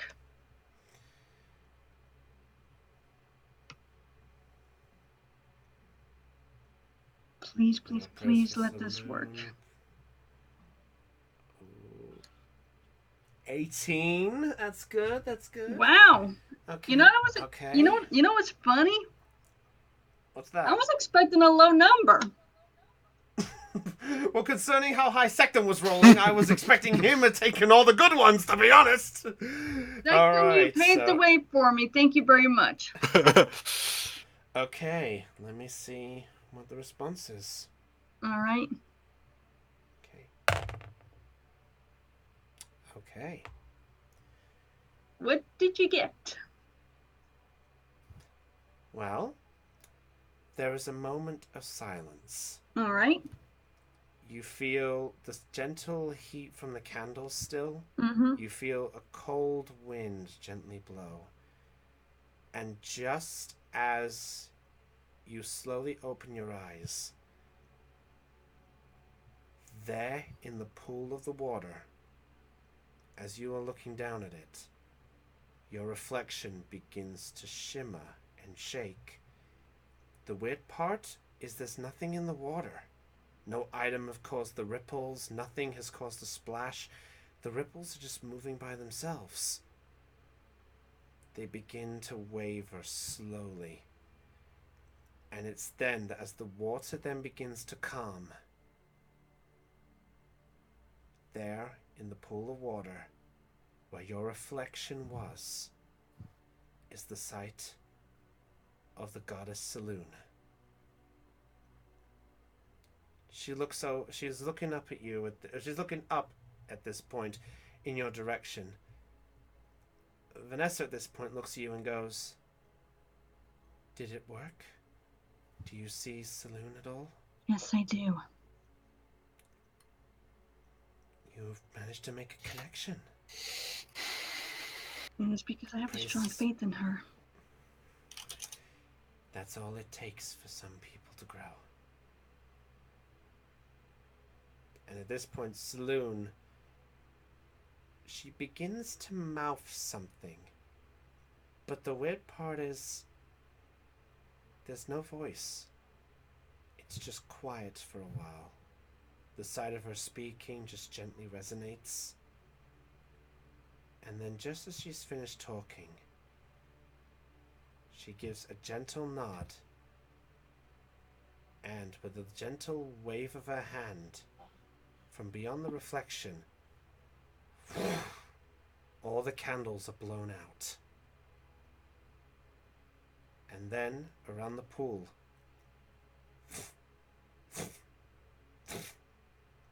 the flames begin again, back to red. And at this point, you look back in the reflection, and you find your reflection staring back at you. Mm-hmm. With Vanessa just looking back at you. Well, is she still there? No, but she did say something. Did you hear a voice at all? No, but I can read her words.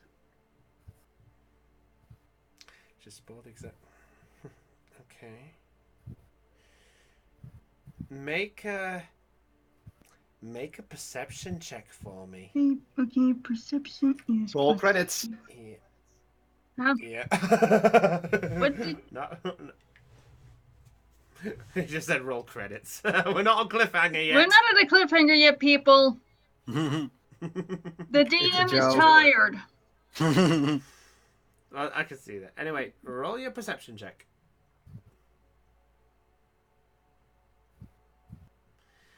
Come on, let's see if this is good. 11. No. Not quite. You could read some of the lip movement, but not a large amount of it. The only thing that you got out of it was, "My child, for your faith I grant that's all you were able to read. Hmm. What's wrong? She was able to grant something, but I'm not really sure what. Well, do you feel blessed at all by her words? Hmm. At this point, Topaz. Yes? Actually, be specific. Lena, Yes. roll a d6. Roll a d6. Roll a just a standard d6. No one, no nothing. Mm-hmm. A d6, nothing else.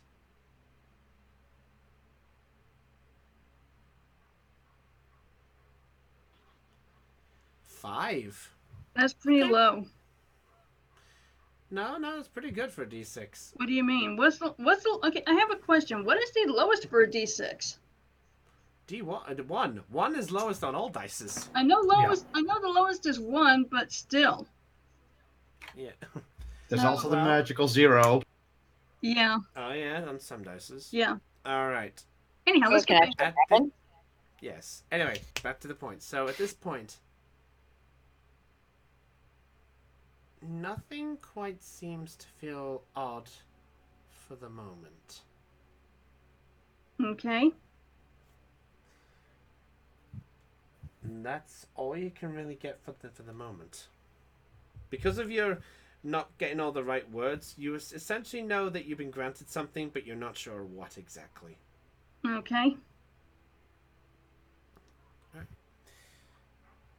At this point, Vanessa turns to you and goes, well, the fact that Saloon decided to grace you with words, that is truly a blessing. Yes, it is. Tell me, you're a traveler. Yes, that is right. Where are you planning to go next?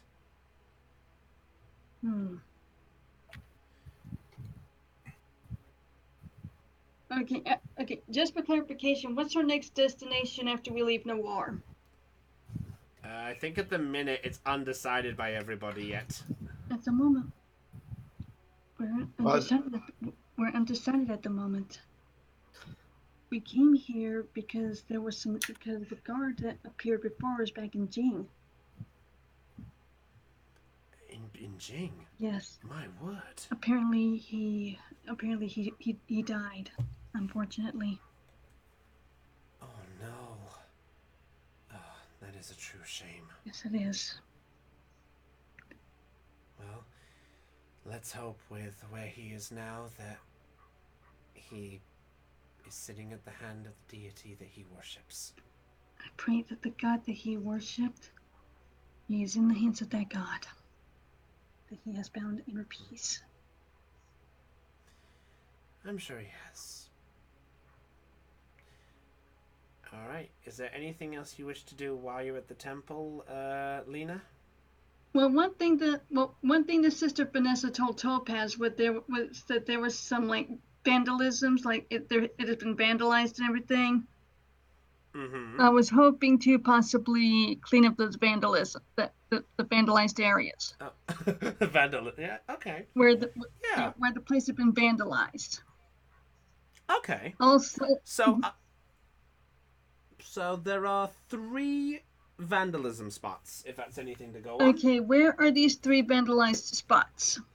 So one of which is the silver dragon that is on the roof of the building. Okay. Which is about 20 feet in the air. All right. There is a symbol of a god. There is a symbol of a deity on the left side of the building that covers almost half of the wall, but you're unable to determine the symbol unless you do the check.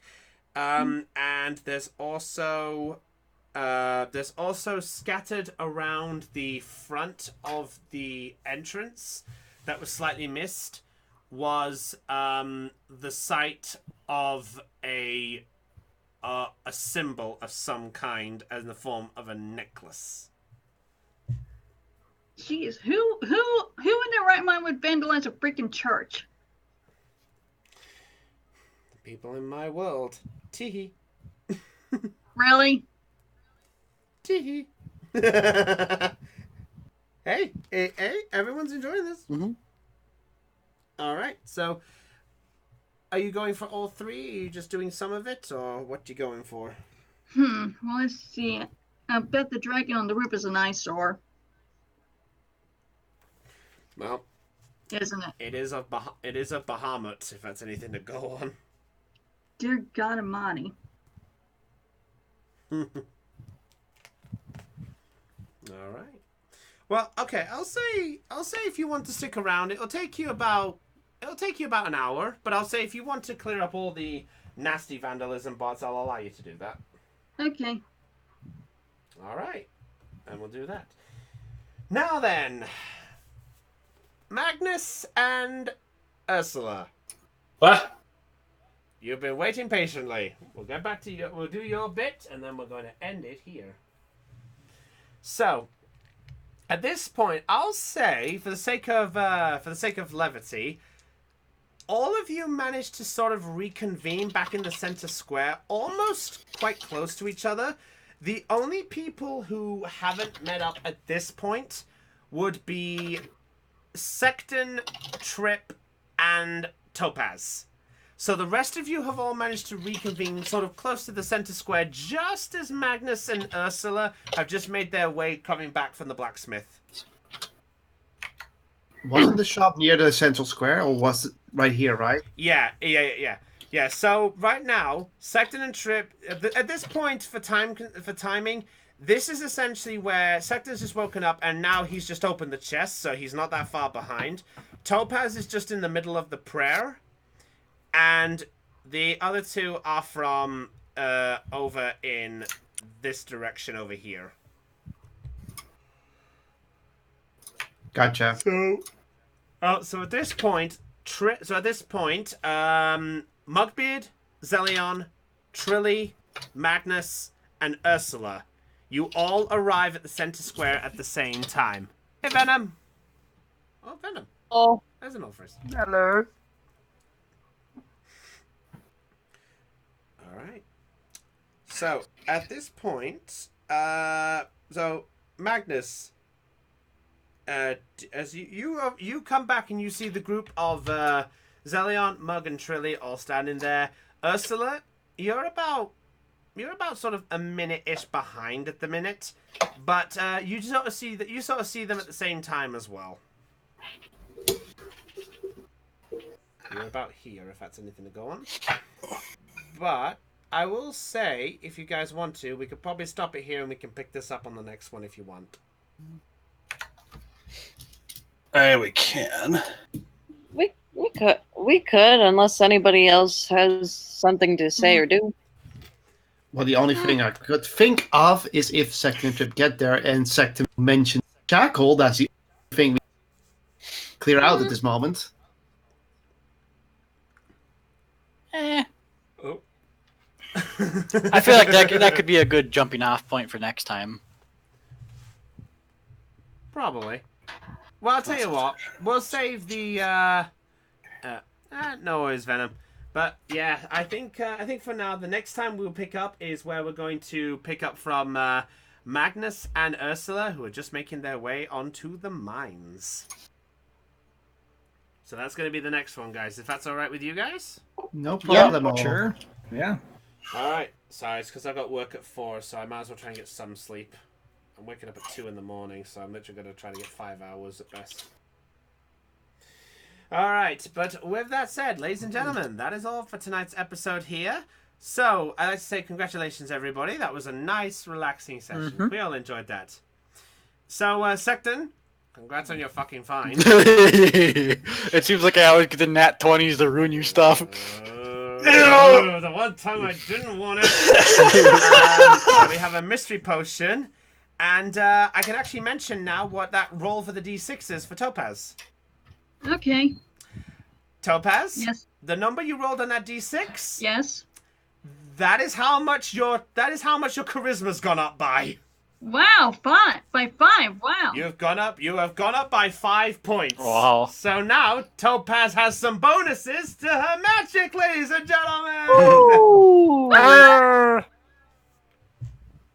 I did that. Basically, the whole point of that was to try and get Topaz there because she had a 0 for her ability for her spell modifier. Okay, well we can fix that, but we can doctor that after we get done with this. Yes. So with that said, ladies and gentlemen, I'm afraid to say the perceptions rolled low. It's time for us to go.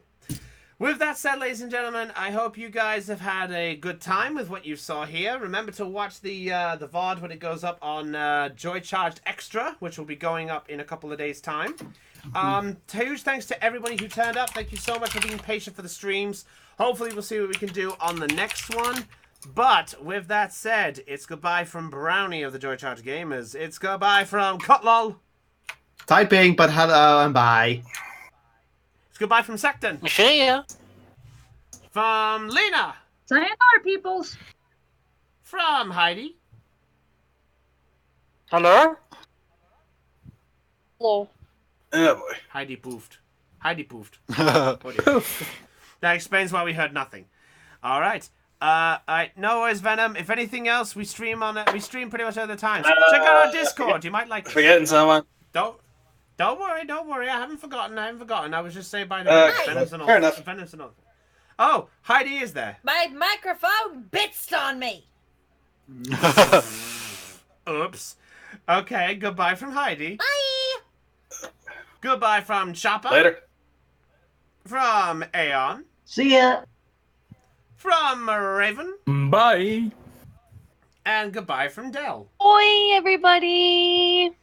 And with that said, this is Brownie of the Joy Charged Gamers signing off on Let's Play Live Perception Check. Stay charged and catch you all later. Goodbye. Peace. Bye-bye. Bow.